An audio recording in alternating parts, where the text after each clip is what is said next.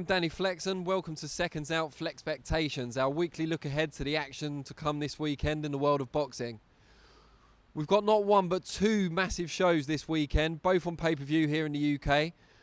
One of them takes place right here, as you can see behind me, the Manchester Arena. Quiet and serene now, but it won't be on Saturday. I think the card starts at around 4 p.m.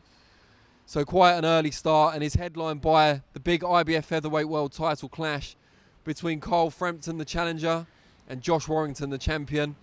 We saw them stay relatively respectful yesterday at the press conference. You can watch all the press conference footage on the channel right now.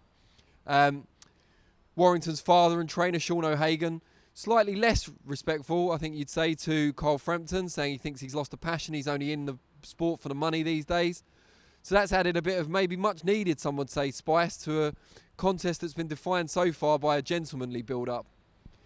It's a stacked card, there's no doubt about it. Martin Murray fights Hassan Undam and G-Cam, I hope I got that right. Also Mick Conlon fights Jason Cunningham, that's an intriguing one.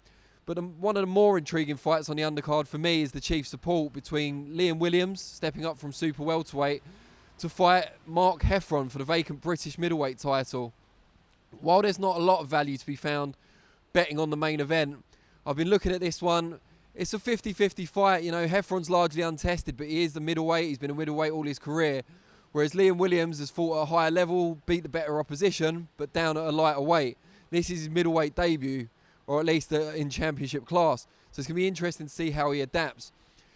I struggle to see him getting him out, Williams getting Heffron out of there early. Heffron's the bigger puncher by all accounts. However, Williams is the better technical boxer. Could get him out of there late. I would favour, if I had to, a Liam Williams points win. That's available at the moment as I speak now on Thursday lunchtime at 9-2. So that's the bet on the Frampton card here at the Manchester Arena. And like I say, stacked card, BT Sport Box Office, Frank Warren Promotions. Don't miss it. If you have to watch one of the... Try and watch both shows if you can. I know it's asking a lot, both on pay-per-view. But it's hard to kind of miss either event. They're both very good. Elsewhere in London, that's being covered by my colleague Raheem at the moment. They're building up to the big rematch between Dillian Whyte and Derek Chisora. Looking forward to that. The press conference I know is today. I think it might be going on right now as we film.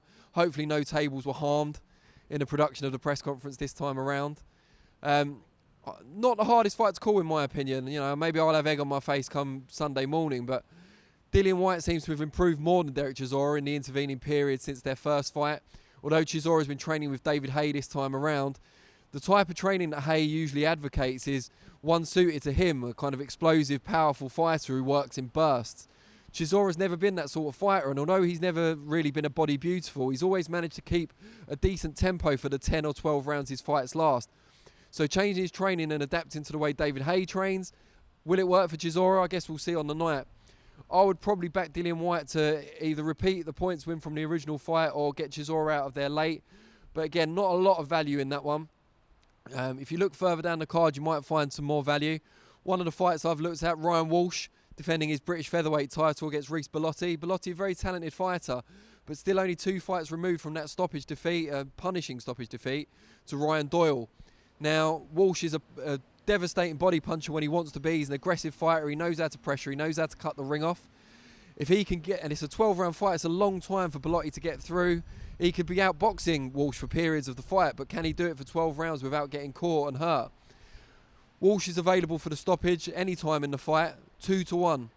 I think that's a pretty good bet to take. I'm not promising it's going to happen, but it's certainly good value.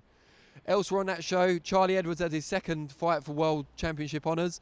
Goes up against Christopher Rosales, who's upset the odds a couple of times recently, but he's coming over here. Edwards may never be in a better position to win a world title. He's had some time with Adam Booth. Now he's back training in Sheffield. Going to have to see how he does, but he's a very talented fighter. He's arguably more versatile than Rosales. Rosales probably the bigger puncher.